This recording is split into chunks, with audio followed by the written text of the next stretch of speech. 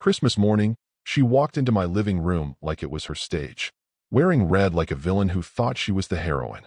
Behind her, David, her work husband, waltzed in like he owned the place. The man once asked me if he could borrow my golf clubs.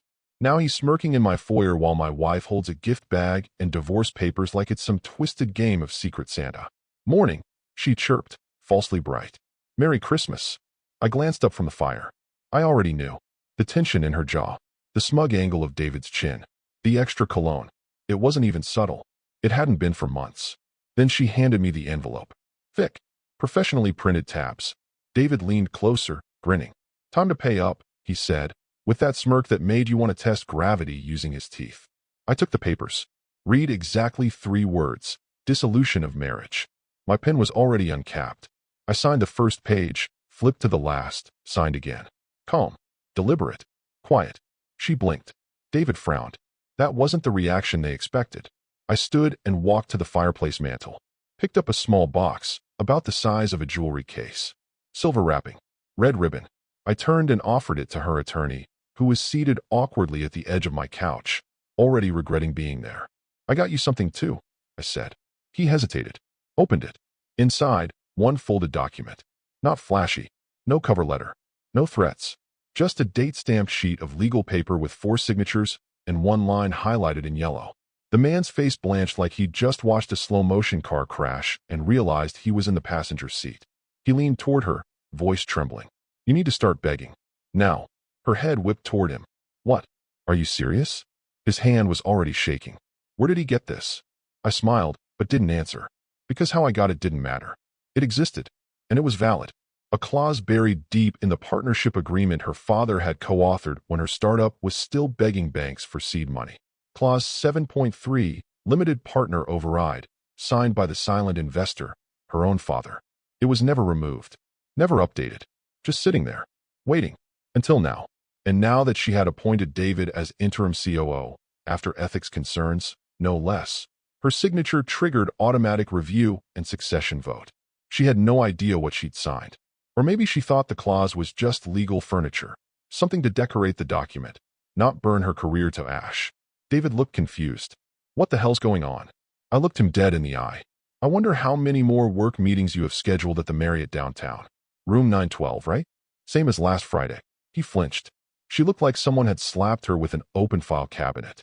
This is the part where most men raise their voice. Flip the table. Cry. Punch. Beg. Not me. See, I'd already done the math. Years ago, I knew the moment David started showing up in our stories. Her jokes at dinner had his name in them more than mine. She kept calling him her twin. Then it became partner. Then my other half. At some point I stopped correcting her. I just started collecting. Now, while you're here, if you're listening this far and you're not subscribed, maybe fix that. Because apparently over 90% of you don't subscribe even though you're binging the whole story. And honestly, the team behind this, they thrive on that support. Every click helps us bring you stories exactly like this one. The kind that don't blink, don't stutter, and definitely don't forgive. Anyway, the lawyer reached for his phone. I raised a brow. You think calling someone will unsign a contract your client already activated?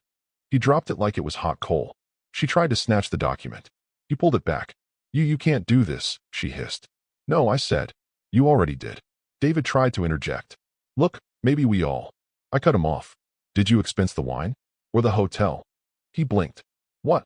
Because I got the corporate card's quarterly summary. And the internal audit logs. I just want to know which line item you put it under. Client development or personal moron expenses. He didn't answer. He didn't need to. I stepped aside. Enjoy your Christmas. And then I walked out. Let them sit in the quiet. The fire crackled behind them. And the fuse I'd been lighting for months? It had just reached the box marked succession clause. She scoffed the way people do when they're pretending not to hear a fire alarm. A little too loud. A little too quick. He's bluffing, she said, eyes flicking to David, who offered a crooked smirk back like this was just one more awkward team-building exercise. He probably printed it himself. Her lawyer didn't answer. He wasn't smirking. He was hunched forward, knuckles white around the paper. His eyes darted over the text as if reading faster would erase the words already etched in ink. Where did you get this? He asked, voice brittle. I shrugged, pouring myself a splash of scotch. Doesn't matter. It's signed. Yours is one of the signatures, if you're curious. Page 3. That's when he flipped to it. His eyes locked on something and just stayed there. Clause 7.3. It wasn't buried. It wasn't hidden. It was highlighted in the original filing. Yellow, faded slightly, but still visible. Any officer promoted within a reporting line where a conflict of interest has been documented shall be subject to immediate vote of succession. All parties forfeiting decision rights during the breach period. That's the official language. The real meaning? If you sleep with your subordinate and promote him anyway, and your father is a silent partner with override rights, you just gave your crown away. Silently. Months ago, the moment she signed David's promotion memo, the clock started ticking. And I was just the guy holding the stopwatch. The thing about ethics investigations is they don't vanish. They just sit. Quiet. Especially if the original accuser disappears with a settlement and an airtight NDA. Which is exactly what happened with the junior designer who left last quarter after a hostile environment complaint involving, you guessed it, David. That complaint went straight to the ethics subcommittee. And while my wife signed off on David's shiny new title, the ethics log still had his name flagged. Yellow tagged. Under review. Promotion plus conflict plus family interest equals clause 7.3. She gave her father, who, again, owns 37% of her company, a legal bat, and begged him to swing. And I just handed him the ball. David glanced at the lawyer. Wait, are you saying this thing is real? His voice cracked a little on real, and I enjoyed that. She looked back and forth between us, then at the lawyer. You told me this clause was obsolete. He didn't answer. She leaned in. You said it would be struck from the next shareholder round. It was never struck, I said. But I admire the confidence it took to hand your dad the legal equivalent of a guillotine and then dance under it in heels. David's face drained. Why would her dad sign that? Now that was a better question. And the answer was simple. Her father didn't like me. But he respected me. A rare distinction. More importantly, he hated public embarrassment. He believed in family businesses the way some people believe in bloodlines. And watching his daughter parade her affair like a damn TED Talk, that was enough to make even a silent partner start talking. Especially when he saw the photos. Especially when he read the transcripts. Especially when he learned David accessed a client pipeline from her credentials to reassign a contract under his own name. Oh yeah, I had that too. So while she rolled her eyes and prepared her little Christmas theater, her father was reading the ethics report I'd quietly handed him in his study. Alone. Glass of brandy in one hand. Pen in the other. He signed the override clause, then handed me the original. Use it if she ever forgets who built this, he said. She forgot. And I didn't. David shifted uncomfortably. Can't we, fight this? The lawyer stood. He didn't look at them, just gathered his papers slowly. You can try, he said. But the vote has to happen. And from what I've heard, the board's already convening. He looked at me, not with anger, with respect, and maybe a little fear. You're not bluffing, he said. I raised my glass. Merry Christmas. He left without another word. My wife stared after him. Her lips parted, but nothing came out. Her hands trembled, not from cold, but from the realization that she hadn't been outplayed. She'd signed the loss herself. David, still behind her, whispered, I thought you said your dad wouldn't care. She didn't answer. She didn't need to. Because we both knew. Her father cared a lot. Especially about legacy. And he had just made sure hers ended in parentheses. 3 months before Christmas, I found myself standing in a study lined with books nobody had touched in years, facing a man who once told me, you're smart, but you weren't born smart. My father-in-law, Martin Holcroft, silent majority investor, self-made, if you ignore the 2 trust funds he started with. We had never liked each other. Respect? Maybe. Affection? Not even in theory. My handshake was always too firm for his taste, my tone too flat. He didn't approve of how I dressed, how I spoke, or how I refused to play the son-in-law game. But there was one thing Martin Holcroft respected above all else. Order. Clean lines. Signed contracts. No drama. So when I handed him a folder of photographs, emails, keycard logs, and receipts, time-stamped, cataloged, and cross-referenced to the minute, he didn't huff. Didn't raise his voice. Just poured 2 fingers of scotch, slid 1 glass across the table, and sat down. I didn't drink mine. He leafed through the contents silently, page by page, expression unreadable, occasionally pausing, once to frown, once to smirk, and once, when he reached a text where his daughter called me, the old engine still humming along, to sigh. She's gotten sloppy, he muttered, folding the papers back into the folder. And sentimental. I think the word is entitled, I replied. He didn't argue. Instead, he opened the bottom drawer of his desk, pulled out a battered manila envelope, and dropped it in front of me. It was thick, yellowed at the edges, the flap sealed with a red wax sticker bearing the company's founding seal, two hawks flanking a torch. "I never showed this to her," he said. "What is it?" "Clause she doesn't know about. Succession trigger. Drafted it when she made David head of sales last year. I had a feeling. Then why not use it?" He met my eyes for the first time that evening. Because she hadn't humiliated the family yet. She just insulted me privately. I can live with insults. But disgrace. He pushed the envelope toward me. "Deliver it," he said, "if she tries to gut this family publicly." Not a second before. I picked it up. It felt heavier than it looked. "I'm not your soldier," I said. He leaned back, swirling the last of his drink. "No," he said. "You're something far more dangerous than that." And that was it. No handshake. No bonding moment. Just a cold transaction between two men who didn't particularly like each other, but understood the value of consequence. I took the envelope home and placed it in a fireproof box, behind the title to the house and a photograph of my son from his first soccer game. I didn't look at it again. Not until Christmas morning. You don't plan revenge for the sake of drama. That's what they never understand. Real revenge is logistics. Quiet logistics. You build the scaffolding. You wait. You watch them hand you the rope. Then you let gravity do what it does best. And when she walked into my living room in red lipstick and betrayal, dragging her smug little lapdog behind her, smiling like she'd just finished the greatest punchline ever told, I didn't need to react. Because 3 months earlier, her father had already laughed last. And I'd been sitting on the delivery ever since. The automatic doors of Hallcroft Dynamics hissed open at 1:37 p.m. She didn't even pause at reception, just stormed past like panic had a clearance badge. Her heels hit the tile like gunshots. Four executives in the hallway pretended not to see her.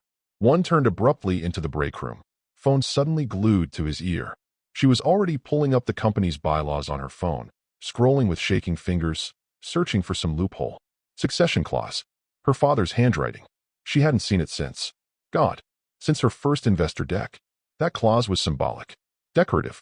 Like an old family crest no one polishes anymore. Now it was on fire. She hit the top floor. The executive boardroom loomed ahead, glass walls cold and quiet. The oak double doors were already closed, but not locked. She didn't knock. Inside, 12 men and women sat around a long, stone gray table. No laptops. No coffees. Just folders in front of each of them. Neat. Intentional. At the far end of the table, her father. Not a word. He didn't even glance at her. She opened her mouth to speak, maybe to shout, maybe to demand. But the chair of compliance cleared her throat before a single syllable escaped. "We're in session," the chair said flatly. "Please take a seat." Her mouth closed. She sat. The folder in front of her had one page visible. A single line highlighted. Clause 7.3, triggered by internal ethics conflict and direct line promotion. She went cold. The chair adjusted her glasses, reading aloud.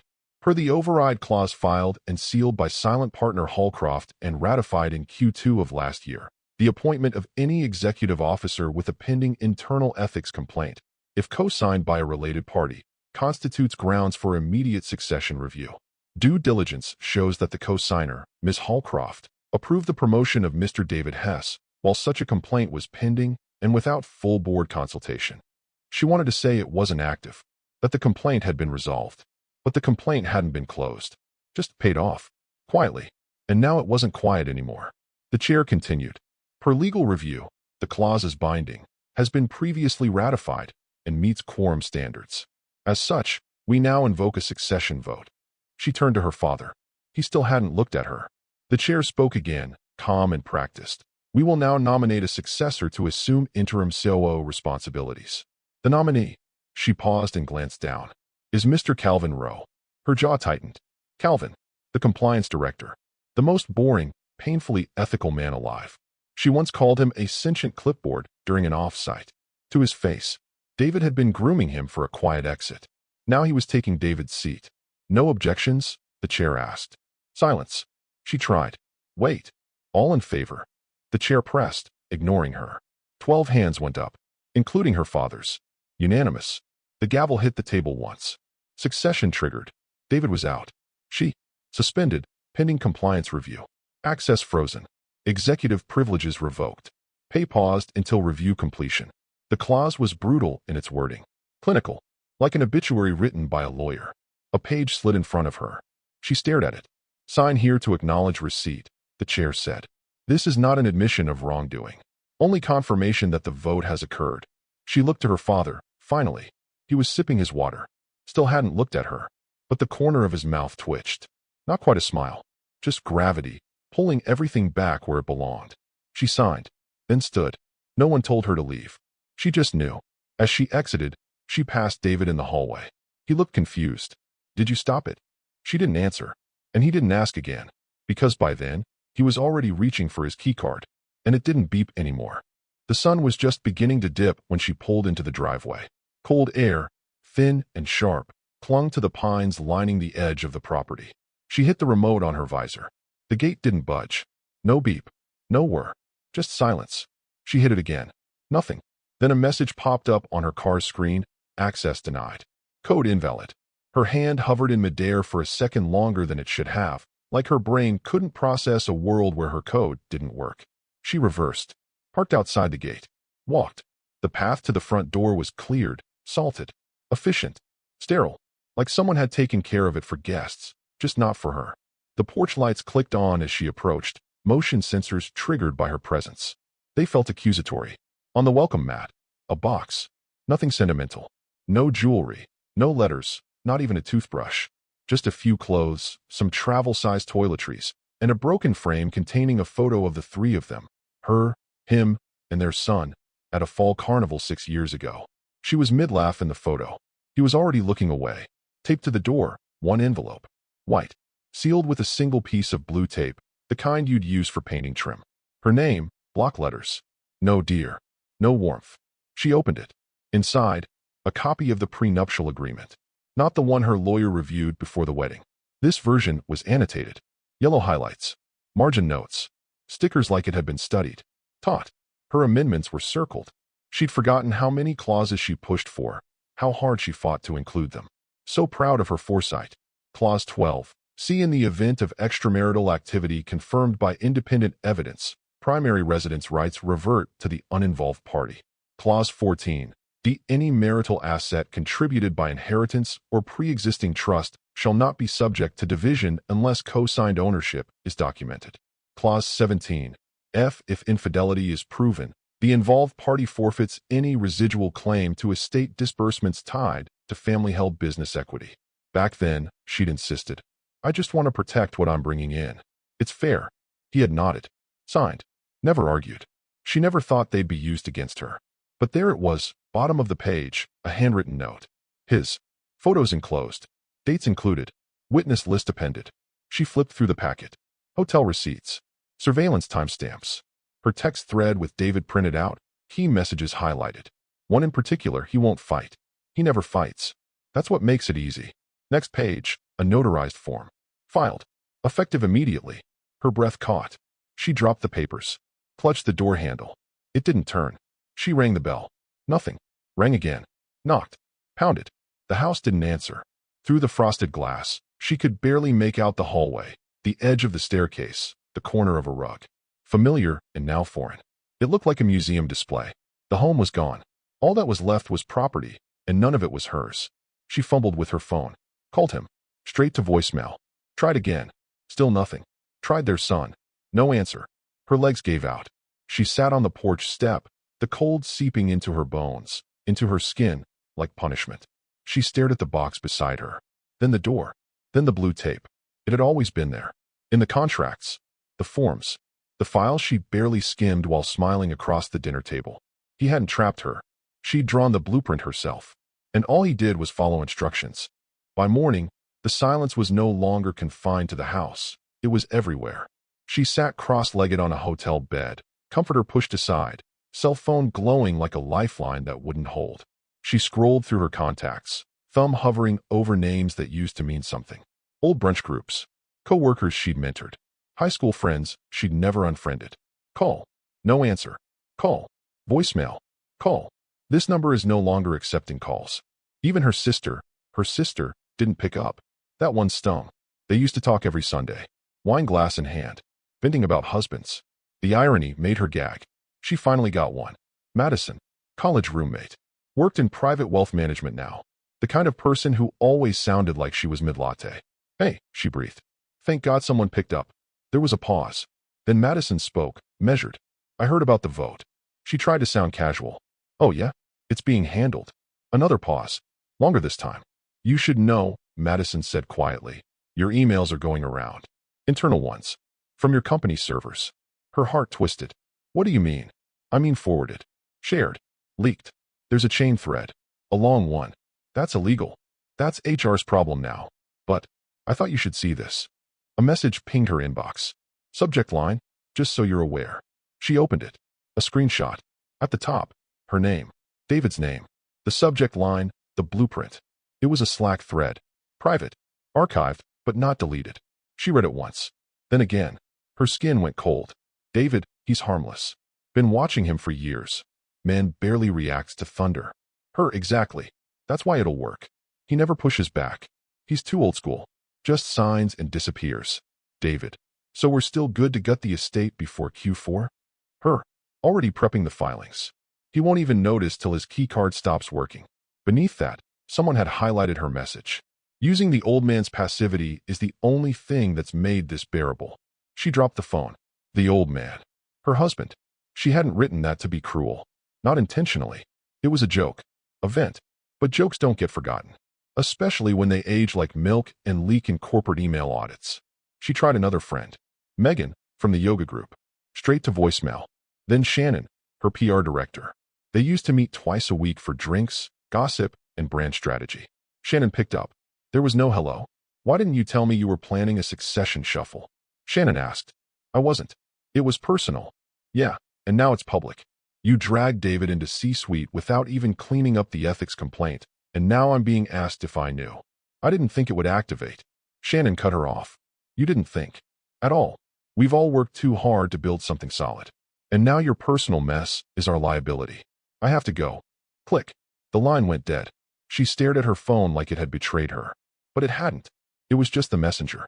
They weren't ghosting her. They were distancing themselves, strategically, professionally. And suddenly it hit her. He never fought. He never argued. He just documented. Every card they played, he cataloged. Every whisper she and David sent through Slack, he waited for them to hit send. He let them write the script, cast themselves as villains, and rehearse every arrogant line. He didn't expose her. He just turned on the lights. And now, the audience was walking out. The call came just before noon, right when she'd convinced herself there was still something to salvage. She was sitting at the little marble table in the hotel suite kitchenette, nursing a third cup of burnt lobby coffee, half dressed in yesterday's blouse. The TV was on mute. News anchors in red sweaters were grinning through holiday segments like her life wasn't disintegrating at 72 frames per second. Her phone rang. Finally, her lawyer, Quentin Banks. Polished, expensive, and, until 24 hours ago, confident that she held the upper hand. He once told her during a contract renegotiation, the courtroom isn't about truth. It's about narrative. And I write better stories. So she answered, expecting strategy. Instead, she got silence. Quentin, she said. He sighed. It wasn't performative. It was real. Waited. I can't represent you anymore. The words didn't register.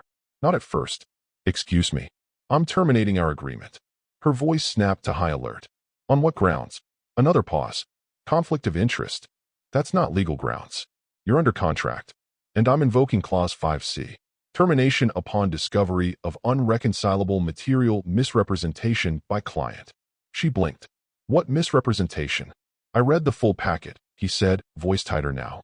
The trustee documents. The estate transfers. The communications you sent on company time. The compliance reports. The prenup you forced him to sign, annotated with your own handwriting.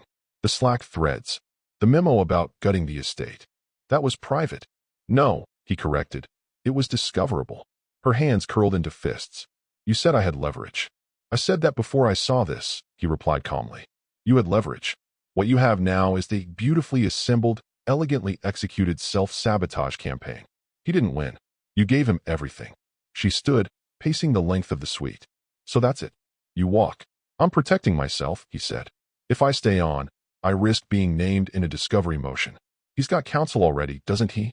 She said nothing. Thought so, he continued. You think I don't know who he hired? He's got Lawrence Finch. She froze.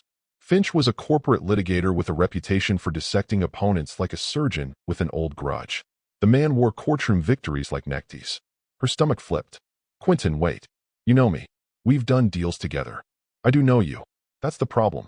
And I should have known better than to take this case without reading the full file first. You're abandoning me. No, he said.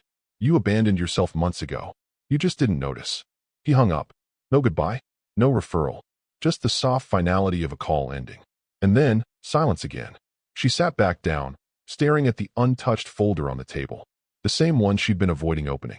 She reached for it now, like maybe if she saw it with her own eyes, it wouldn't feel so damning. It was worse than she remembered. Every page detailed something she'd handed him willingly. Texts, receipts, email timestamps, Slack threads, conference badge scans.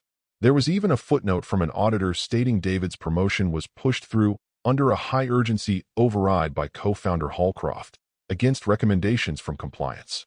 Her own override. Her own name. Her own digital trail. This wasn't a leak. This was a controlled detonation. And her lawyer had taken one look and run.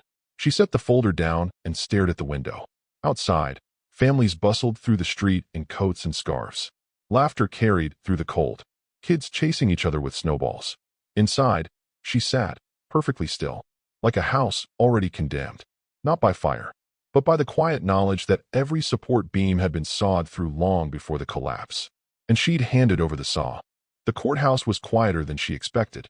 That eerie, institutional silence where even footsteps seem embarrassed to echo. She didn't wait in line, didn't check her reflection in the glass door. She stormed straight to the records window like urgency could override process. The clerk behind the glass was young, but not naive. He'd seen this expression before. Women, men, couples clinging to whatever was left after the truth came unglued. He didn't blink. I need to file an emergency injunction, she said, slapping a stack of forms on the counter. He looked up slowly. Property or custody? Property. Marital home. I was just locked out. He nodded. Name. She gave it. Your husband's. Ex-husband, she corrected. Or soon-to-be. He typed. Eyes scanning the monitor. Address, he asked. She gave that too. More typing. Then he stopped. Tilted his head. I see the house, he said. But, your name's not on the title. She blinked. It's our house. It's not listed as joint ownership. We lived there for 9 years. He looked again. Original deed filed in 1989. Transferred via living trust in 2004 to the current title holder. That's your husband. No, no, no, she said, pulse spiking. We did a refi together in 2015. He needed my signature. He clicked into the scanned documents. Pulled up a PDF. Rotated the monitor. Right. And here's the disclaimer deed you signed. It expedited the lien. You waived any ownership claim to avoid retitling delays. She stared at the screen. Her own signature. Loopy, confident. She remembered that day. Their son had a fever. They were rushing. The notary had said, just sign here, and we'll finalize by lunch. It hadn't seemed important. She leaned in, voice low. But we were married. That should count. He looked at her, patient but firm. You can't retroactively claim title just because you live there. Not in this state. No joint tenancy, no community property provision on file, and the trust predates your marriage. She swallowed. He can't just lock me out. He slid a pamphlet through the opening. You can challenge it. But to be clear, ma'am, he tapped the deed with his pen. Legally, you were never an owner. The word never hit like a metal door closing. She stepped back. She wanted to yell, scream, tell him he was wrong, that the tree out front was her idea, that she picked the damn backsplash tile, that she'd hosted 10 Thanksgivings under that roof, that her son learned to ride a bike in that driveway, that she had bled in that kitchen, laughed in that hallway, cried in that shower. But none of that was title. She walked out of the records office in a fog. She made it to her car before the tears came. Not dramatic, movie screen sobs. Just a quiet, gutted unraveling. A soundless exhale of every illusion collapsing at once. All those years. The security. The assumptions. The way she mocked him for being so old school about paperwork. For tucking away forms in fireproof boxes. For being obsessive about deeds and names on documents. He hadn't been obsessive. He'd been aware. And she built a fantasy, painted it in good lighting, decorated it with sarcasm and entitlement. She mistook paperwork for passivity, mistook silence for weakness, mistook hours for mine. Now the gate didn't open. Now the house didn't answer. Now the courthouse confirmed, on paper, in public, that it was never hers. Not once. And that somehow hurt more than being left. Because she hadn't been left. She'd been written out a long, long time ago. The envelope arrived in silence. No knock. No doorbell. Just the soft thud of something sliding beneath the hotel room door as she stepped out of the shower, towel around her shoulders, skin still prickling from water that never quite felt warm enough anymore. At first, she assumed it was another summons. Or a final bill. Maybe one more legal document reminding her of what she no longer owned. But it wasn't a manila folder. It was a deep green envelope. No return address. Heavy stock. A single wax seal in the center, blood red, pressed with the Hallcroft family crest. 2 hawks and a torch. She sat down on the edge of the bed and opened it with a shaky thumb. Inside, a Christmas card. Glossy. Tasteful. Her ex-husband stood on the porch of the house she no longer had access to. Her son beside him, arms slung around his dad's shoulders. And to the right, Martin Hallcroft. Her father, holding a crystal glass of something amber, eyes smiling in a way she hadn't seen in years. All 3 of them were laughing. At peace. The kind of joy that can't be faked. Below the photo, in elegant cursive, "Thank you for the gift. We've moved on." Her throat closed. She dropped the card like it burned her. Another sheet fluttered free from the envelope. Legal paper. Stamped. It wasn't handwritten. It didn't need to be. Notice of disbursement reallocation, Hallcroft Family Trust. Effective date, December 26th. Per clause 14, D. Removal due to public dishonor and breach of familial code of conduct. All pending and future disbursements allocated to redacted Hallcroft shall be permanently redirected to beneficiary number 2 and beneficiary number 3, as named in Schedule B. This decision is final and binding, confirmed by trustee quorum. Her name, where it once lived, was now erased. Redacted, not even worthy of bold font. Just gone. Replaced. She was once the heir apparent, the only daughter, the one who sat beside her father at company retreats, who toasted alongside him during shareholder dinners, who used to roll her eyes when he talked about legacy. And now? She wasn't legacy. She wasn't listed. She wasn't involved. She was excised. Quietly. Thoroughly. Not out of rage. Not out of vengeance. But because shame, public shame, was the one sin her father never forgave. And when she smirked in my living room, holding divorce papers like a Christmas present, giggling next to David like we were all in on the same joke, she handed Martin Hallcroft every excuse he needed to erase her with dignity. That was the thing. This wasn't revenge. This was extraction. Strategic. Clean. Surgical. She hadn't been defeated. She'd been removed. Not screamed at. Not ruined. Not litigated into dust. She was just done. No access to the trust. No claim on the estate. No house. No firm. No friends left to pick a side. And now, not even her own last name carried weight. The card sat on the carpet. The photo staring up at her. Her son grinning in the December sun, unaware, or maybe aware, that peace often comes after silence is weaponized. She didn't cry. There was nothing left to mourn. Only the quiet realization that the final blow hadn't come from her husband. It had come from her blood. The iron gate was still open when she arrived, tires crunching the gravel drive in short, staccato bursts. She didn't wait for anyone to greet her. She didn't knock. She pushed straight through the double doors of the Hallcroft estate like she had when she was 16, furious about a curfew. But this time, there was no teenage drama, no slammed doors. Just fury buried under humiliation, boiling, clawing, directionless. Her father's study was lit, as always. He never celebrated New Year's. Said it was for people who needed a symbolic reset. If you need a calendar to start over, he once told her, you're already behind. She found him exactly where she expected, at the long window, pouring tea into a small porcelain cup, hands steady. Same burgundy cardigan. Same stillness. Like the world hadn't burned down around them. She slammed the door behind her. You went too far. He didn't turn. No, you did. You erased me. I filed an update, he said plainly. Erasure requires malice. This was procedure.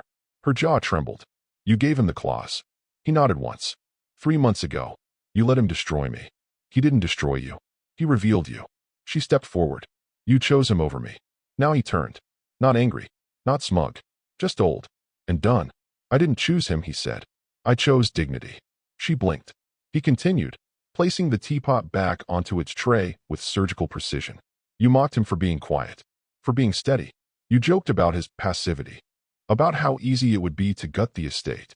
I raised you to win with competence. not performance. Her voice cracked. You act like I betrayed you. You did. He snapped, sharper now, the only edge he'd shown in months. You thought this was about marriage. It was about the family, about what our name meant. You took your husband, who never once asked for credit, never once demanded recognition, and made him a joke, a tool, a weakness to exploit.